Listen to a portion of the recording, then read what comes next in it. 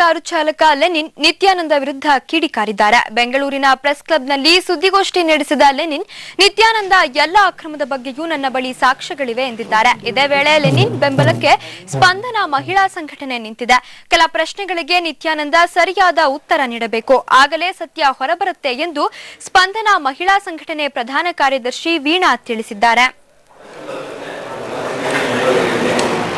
ರಂಜಿತಾ ಸಿಡಿನ ನಾವು ಟೆಸ್ಟ್ ಮಾಡಿಸಿದೀವಿ. ಅದು ಏನು ಅದು ಯಾವುದೇ ಒಂದು ಅದ್ರಲ್ಲಿ ಫೇತ್ ಇಲ್ಲ ಅಂತ ಹೇಳಿದ್ರು.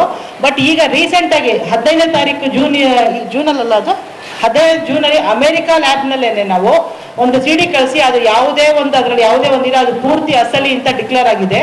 ಮತ್ತೆ ಅದಕ್ಕೆ ಮುಂಚೆ ನಿಮ್ಗೆ ಹೇಳಿದಾಗ ಲಾಸ್ಟ್ ಟೈಮ್ ನಾನು ಹೇಳಿದ್ದೆ, ನಮ್ಮ ಡೆಲ್ಲಿ ಒಂದು ಲ್ಯಾಬ್ನಲ್ಲೂ ಕೂಡ ಇದು ಯಾವುದೇ ಒಂದು ಡೂಪ್ಲಿಕೇಟ್ ಇಲ್ಲ, 100% ಜೆನ್ಯೂನ್ ಅಂತ ಆಗಿತ್ತು. I believe last his public life more than maybe 7 to 10 years. He's never talking about truth. He always talking about lies. He's innocent. Why he cannot come to cooperate or any medical test? Bengaluru ವಿವಿಯ ಪದವಿ ಕೋರ್ಸ್ಗಳ ವಿದ್ಯಾರ್ಥಿಗಳಿಗೆ